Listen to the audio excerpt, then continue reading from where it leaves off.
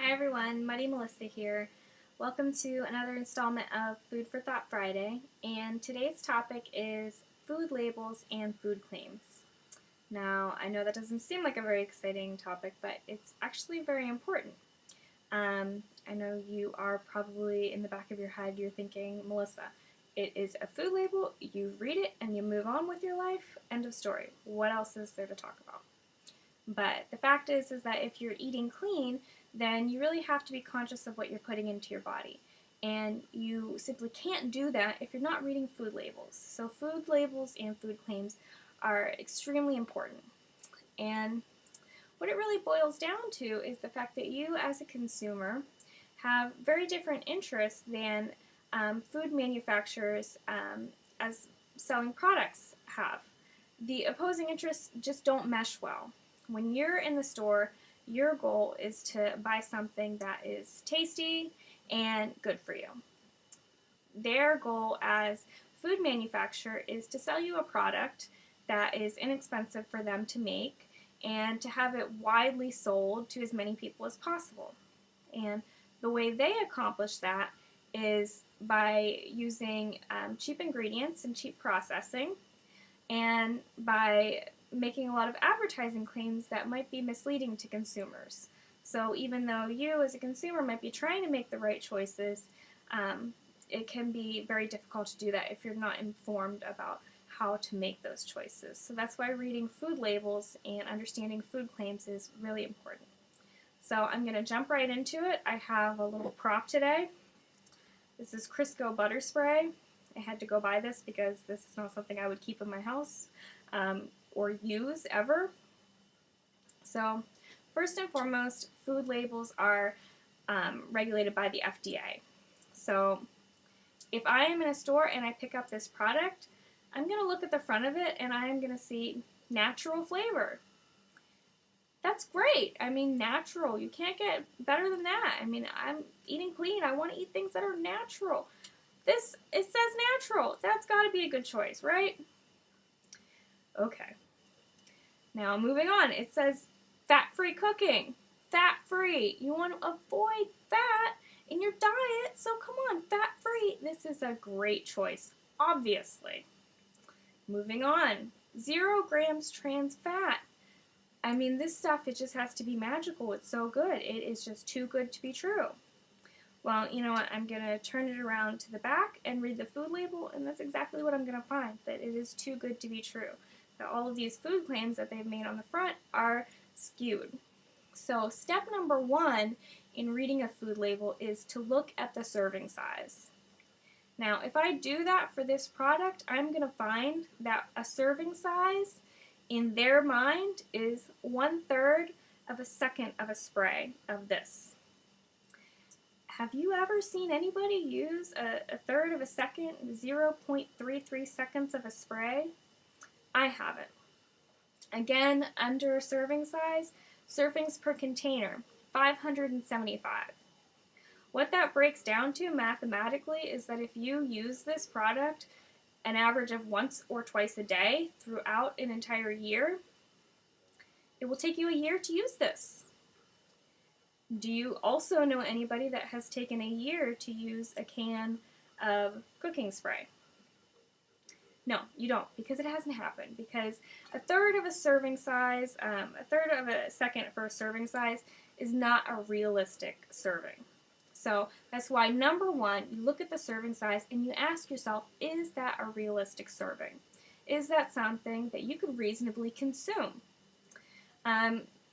This isn't. So there's obviously some skewed math going on here that they're trying to distort some numbers.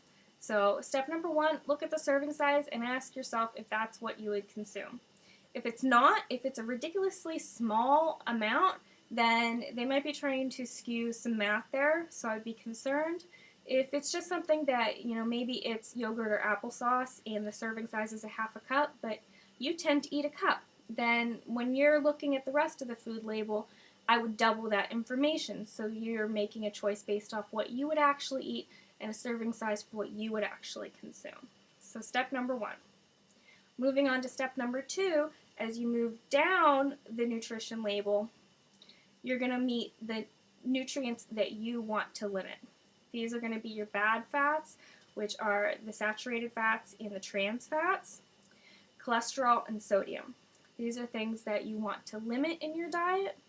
So what you're going to look for in that is ideally it should be 5% or less of your daily value. Because you want to limit that, so try to make sure they're as low as possible. 5% or less, again, is ideal.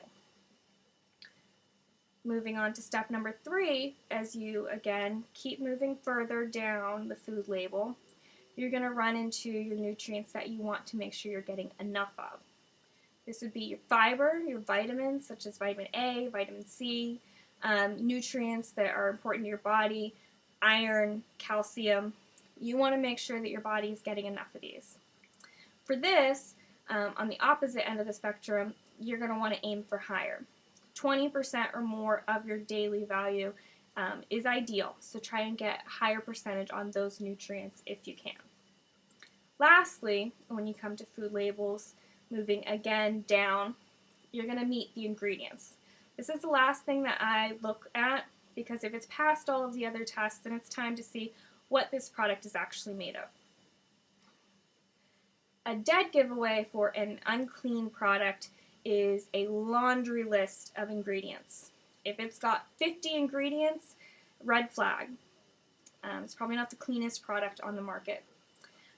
Red flag number 2 is if there's so many ingredients that you can't pronounce. If you can't pronounce it, you probably don't want to be putting it into your body. That's just a good rule of thumb. It's common sense. So if you see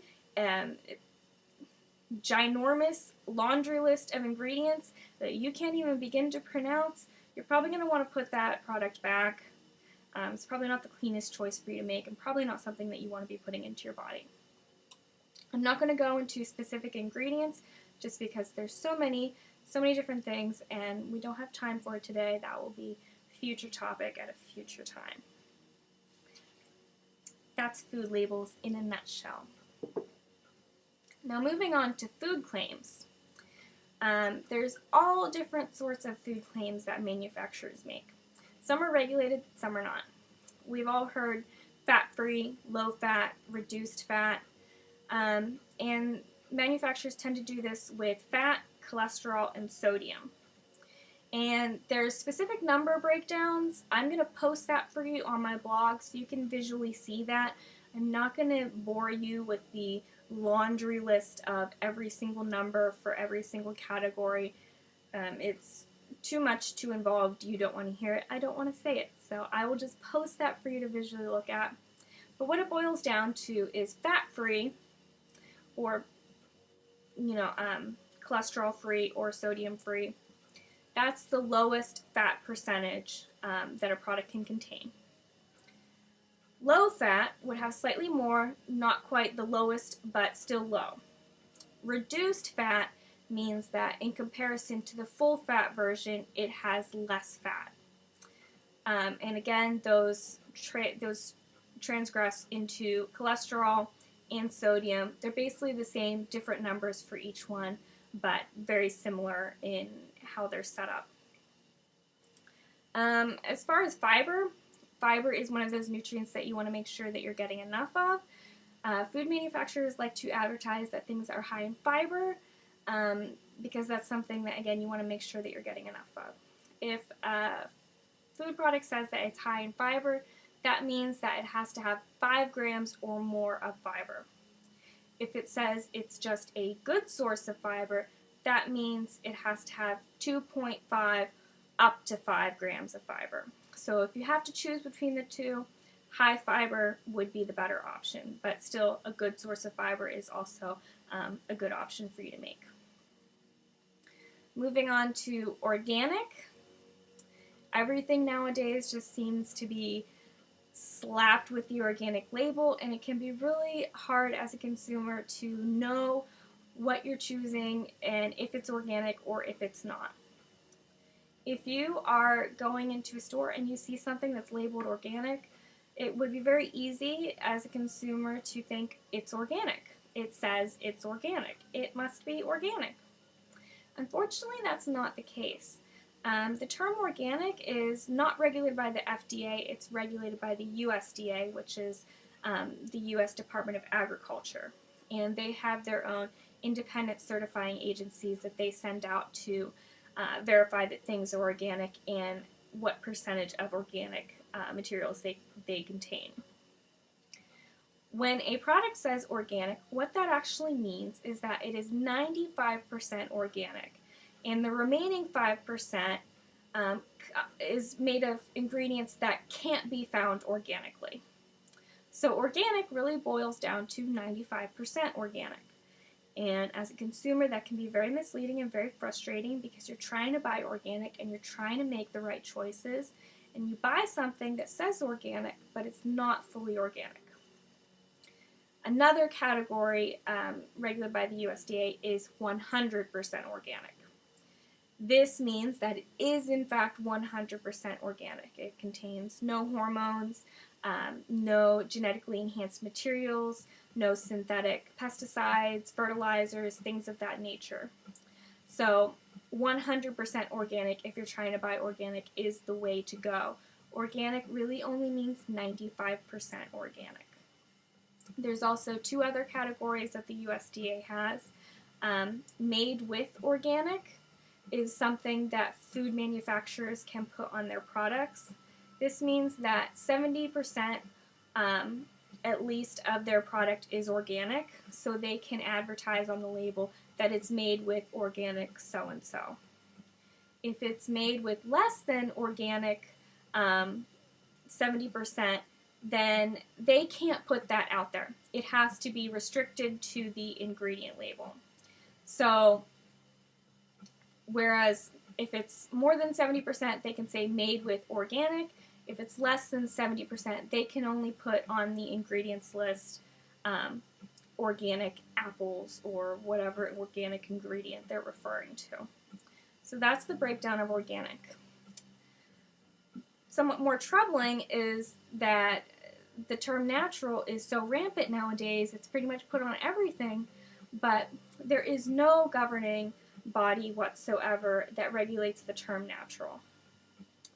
I'm here to tell you that as a fact, that food manufacturers can put natural on their food products without much discretion at all. There's no governing body that is going to regulate that or going to say what determines a natural product versus an unnatural product. So if you see a product that says natural on it, I would view it with a high amount of skepticism because it's not regulated and there's no definite terminology for what natural means in the eyes of that food manufacturer. So again, choose wisely and be skeptical if you're seeing that because it's not regulated. That's just the truth. Moving on to grains, there's all sorts of different claims that they can make when it comes to grains. Nowadays, everybody knows that whole grain is a better choice, but they're just slapping the whole grain label on everything. And I'm here to tell you that it can be very misleading because what whole grain means is that it contains at least a small percentage of whole grains. That percentage could be 1% or it could be 99%. There's no regulation of what percentage. The only regulation is that it contains whole grains. How much is up to the manufacturer. That's a little bit troubling. Because as a consumer, you could pick something that says whole grain on it and you think you're making a good choice, but really that product that you're buying really only contains 1% whole grains and you're not making that great of a choice. If you want to buy something that is made with whole grains, opt for things that say 100% whole grain. That is regulated that it has to be 100% whole grain, so choose things that say made with 100% whole grain. In terms of multigrain, again, people think that this is a good option because they think that it also contains whole grains. But multigrain just means that it contains more than one type of grain. It doesn't say what those grains have to be or how much of those grains are contained. So it can contain two different types of grains, but neither of them could be whole grain. And if one happens to be whole grain, it could be a very small fraction. So if you're trying to add whole grains to your diet, opt for things that say made with 100% whole grain. If it says good source of whatever nutrient on the label, moving on to nutrients, you want to be a little skeptical, because they really want to get you to buy these things and advertise different nutrients that are vital to your body: calcium, vitamin A, vitamin C. If it says good source of calcium, for example, that means it has to contain at least 10%. In comparison, if it says a high source of, that means it contains at least 20% of your daily value of that nutrient. So you can see that and you can think, okay, I'm making a good choice because it says a good source of, but that's actually not the best choice, because there's also a different regulation that says a high source of. These are nutrient claims that they can make, and they can be very misleading. Another distinguishing category that they have is fortified and enriched. Enriched is somewhat troubling, because enriched means that something has been processed and has lost nutrients during that processing. And then later, they add those nutrients back in. And food manufacturers do this because processed foods are cheaper for them to make and distribute, and people are catching on to the idea that processed foods aren't as healthy for you. They've lost nutrients that are important to your body in the processing, and this is their way of trying to shove those nutrients back in, and they call it enriched. I would avoid these products because even though they've tried to put these nutrients back in, it is still not an ideal thing for you to be consuming, and since it's been processed, it's definitely not part of a clean diet. So if you see the term enriched in whatever nutrient it may be, you're going to want to avoid that. In comparison, some products are fortified. You see this a lot with orange juice. It's been fortified with vitamin C. This means that it hasn't been processed, but nutrients have been added extra to it. So that would be an unprocessed choice that would be better for you to make. So if you have to choose between the two, I would definitely not go with the enriched. I would choose the fortified with nutrients. Now, in addition to all of these food claims that they make, there's also various miscellaneous claims that they make. They call things green, or they say that it's doctor approved, or it has antioxidants, or it strengthens your immune system or lowers your stress level. These things are not monitored by anyone, not regulated by anyone, so they really can make these at their own discretion with no actual facts to back it up. So if you see any of these sort of funny, off-the-wall claims, be skeptical. Be very skeptical. So that really wraps it up. I know it's a lot of information. Again, I'm going to post all of this for you to read. I would really love it if you would print it out and you would take this to the grocery store when you're shopping, so you can know what you're looking for and understand how these food manufacturers work, so you can proactively make your choices, informed choices based on what is best for you. So I really hope that you've learned a lot today, and I hope that you can make some informed, healthy choices based on all of this information. And I hope that you'll join me next week for my next Food for Thought segment. Bye, guys.